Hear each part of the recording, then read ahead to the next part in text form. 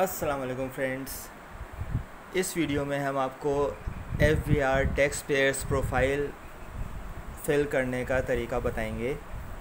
बहुत सारे फ्रेंड्स हमसे पूछते हैं कि 30 जून से पहले जो टैक्स पेयर्स प्रोफाइल फ़िल करनी है वो कैसे की जाए।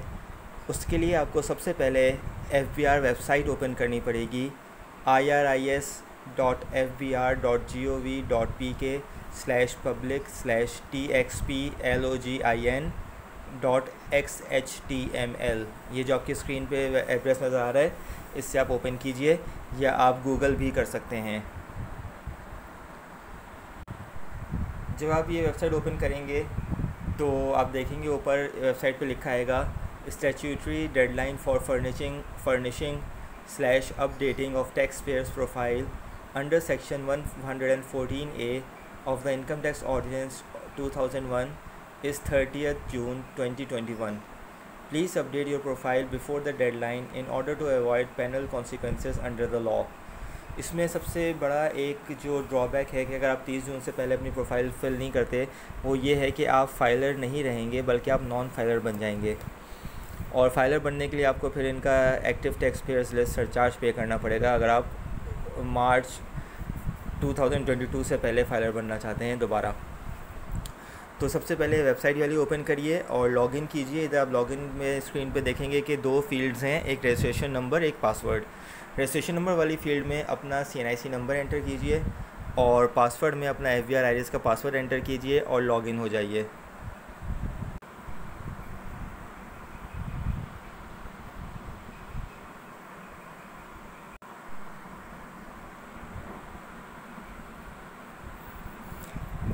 जब आप लॉगिन करेंगे तो आपकी स्क्रीन ओपन होगी।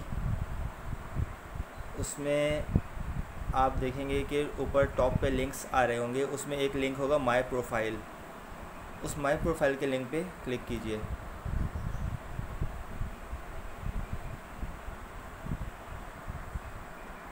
एक न्यू टैब ओपन होगी जिसमें आपकी प्रोफाइल ऑप्शंस आ रहे होंगे, personal details, income sources, business, addresses, utility connections, bank accounts, legal representative, authorised representative, employer, attachment. इसमें ये हम आपको जो बता रहे हैं ये नॉर्मल सैलरीड पर्सनस के लिए बता रहे हैं या फिर जो रिटायर्ड पर्सनस हैं उनके लिए बता रहे हैं या जो स्टूडेंट्स हैं, हाउस वाइफ्स हैं, उनके लिए बता रहे हैं। बिजनेसेस के लिए अभी हम आपको इस वीडियो में नहीं बता रहे कि कैसे प्रोफाइल फिल की जाए। तो ये जो मैंने लॉगिन किया है ये एक इंडिविजुअल है। इनकी जो डिटेल है आप देखेंगे पर्सनल डिटेल्स की टैब में उनकी ऑलरेडी डिटेल्स आ रही हैं। इसमें आपको चेंज करने की कोई ज़रूरत नहीं। हाँ, अगर आप अपना मोबाइल नंबर या ईमेल एड्रेस अपडेट करना चाह रहे हैं तो आप ये पेंसिल के बटन पे क्लिक करके अपडेट कर सकते हैं। इसके बाद इनकम सोर्सेज इंपॉर्टेंट हैं। इसमें आप आके इनकम सोर्सेज में प्लस का बटन दबाइए तो आपके पास स्क्रीन में ऑप्शंस आएंगे, salary, other sources, foreign, no source of income, property, agriculture, capital gains या बिज़नेस। अगर आप सैलरीड पर्सन हैं तो आप सैलरी पे टिक करेंगे। अगर आप रिटायर्ड पर्सन हैं तो आप अदर सोर्सेज पे करेंगे क्योंकि आपकी पेंशन अगर आती है तो अदर सोर्सेज में आएगा। अगर रिटायर्ड हैं और आपकी पेंशन नहीं आती और आप कोई और काम नहीं करते तो आप नो सोर्स ऑफ इनकम पे टिक लगाएंगे। इसी तरह स्टूडेंट्स की अगर कोई सोर्स ऑफ इनकम नहीं है तो नो सोर्स ऑफ इनकम पे लगाएंगे टिक। और अगर जो है वो सैलरीड पर्सन के साथ के पास अगर सैलरी भी आती है और रेंट भी आता है तो वो एक से ज़्यादा टिक लगा सकते हैं। इस केस में हम एक सिंपल सैलरीड पर्सन का देख रहे हैं तो उनकी सोर्स ऑफ इनकम है सैलरी। अगर हाउस वाइफ हो तो वो नो सोर्स ऑफ इनकम पे भी टिक लगा सकती हैं।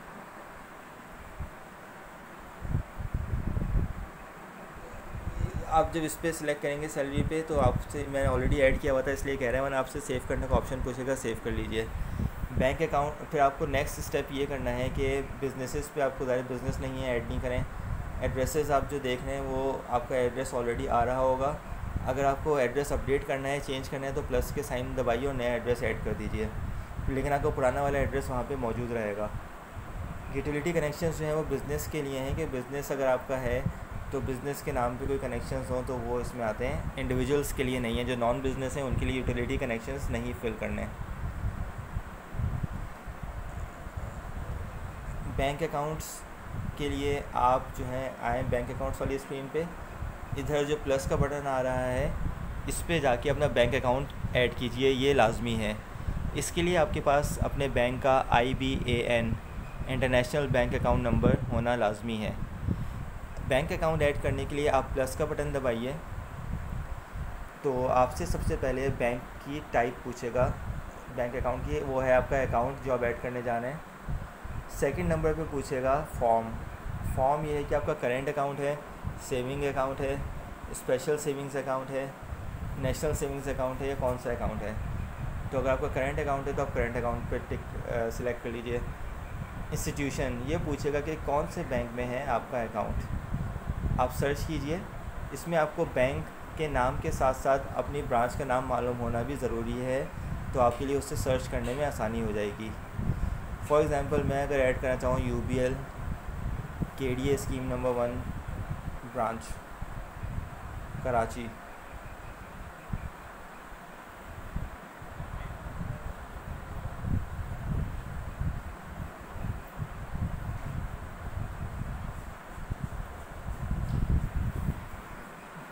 तो अब ये मुझे इसने ब्रांच दे दी है और यही ब्रांच है जिससे मैं ऐड करना चाह रहा था।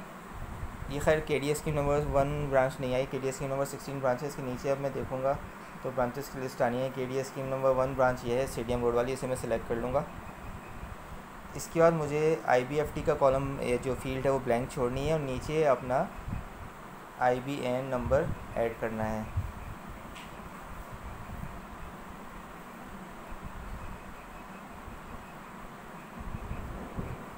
ये 24 डिजिट का होता है, PK से स्टार्ट होता है। और मैं सिर्फ समझाने के लिए एक डमी अकाउंट नंबर डालूँगा।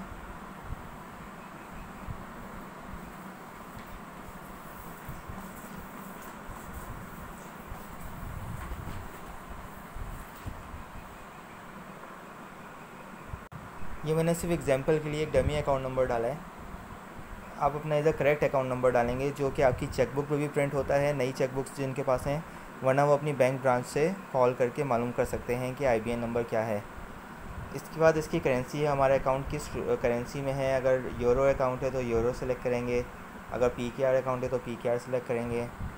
और कैपेसिटी, अगर आपका सिंगल अकाउंट है तो आप इधर कैपेसिटी में ओनर सेलेक्ट करेंगे और शेयर देंगे, लिखेंगे 100%, क्योंकि एक सिंगल ओनर है, आप ही ओनर हैं इसके, आपके नाम पे अकाउंट है। अगर ये जॉइंट अकाउंट है और ये फ़र्ज़ करें 2 लोगों के नाम है, तो आप इधर कैपेसिटी की में जो परसेंटेज लिखेंगे वो लिखेंगे, परसेंटेज शेयर में आप लिखेंगे 50, क्योंकि आधा आधे का शेयर है। अगर 3 लोगों का अकाउंट है तो परसेंटेज शेयर में 33 आएगा आपके साथ, अगर 2 और जॉइंट अकाउंट होल्डर्स हैं। तो ये इसे हम इस अकाउंट का मज़्यूम कर रहे हैं कि हमारा जो है वो सिंगल अकाउंट है, हमारा अपना ही अकाउंट है, तो हम 100% लिखेंगे इधर।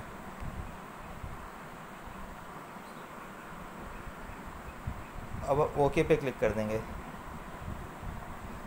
मैसेज आएगा बैंक अकाउंट एडेड सक्सेसफुली। इसके बाद आप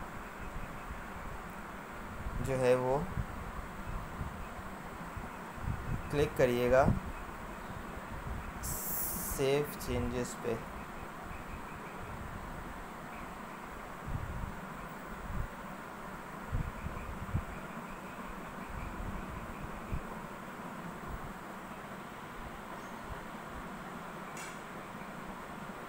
ये मैंने सिर्फ डमी अकाउंट बनाया था तो मैंने इसे इसलिए इसको डिलीट कर दिया है, वरना अगर आप ऐड कर देते तो आपसे फिर आप बाद में पूछेगा वेरीफाई चेंजेस, तो आप वेरीफाई चेंजेस करिएगा, सेव दबाइएगा, वेरीफाई चेंजेस करिएगा और फिर अपने अकाउंट से लॉग आउट कर जाइएगा। तो इस तरह आपकी प्रोफाइल अपडेट हो जाएगी। इसके अलावा सैलरीड पर्सनस को या नॉर्मल इंडिविजुअल्स को और कुछ ऐड करने की ज़रूरत नहीं है। हाँ, एम्प्लॉयर नेम भी अगर अपना ऐड करना चाह रहे हैं तो अच्छी बात है, एम्प्लॉयर नेम भी आप अपना ऐड कर दीजिए अगर आप सैलरीड पर्सन हैं। अगर आप नॉन सैलरीड पर्सन हैं, कोई एम्प्लॉयर नहीं है, तो आप नहीं ऐड कीजिए। सैलरीड पर्सन के लिए आप इधर एम्प्लॉयर नेम में प्लस का बटन दबाइए और वो आपसे नेम पूछेगा, एम्प्लॉयर नेम, एम्प्लॉयमेंट स्टार्ट कब से हुई थी, ये डिटेल उसे दे दीजिए। और जो है वो अगर आपकी एम्प्लॉयमेंट ख़त्म हो गई तो क्लोज़ कब हुई थी वो भी उसको इन्फॉर्म कर दीजिए, तो वो जो है आपकी एम्प्लॉयर नेम ऐड कर देगा।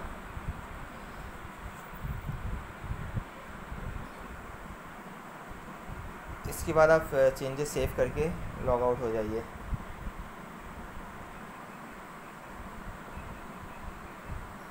ये नाज़रीन आपने जो है वो अपनी प्रोफाइल अपडेट कर ली है। ये बिल्कुल बेसिक वीडियो हमने बनाई है और उम्मीद है आप इससे फ़ायदा उठाएंगे। अपनी प्रोफाइल्स अपडेट कर लीजिए 30 जून से पहले, और जो है वो एक्टिव टैक्स पेयर्स लिस्ट में शामिल रहिए, वरना फिर खुदा ना खास्ता आप नॉन फाइलर बन सकते हैं।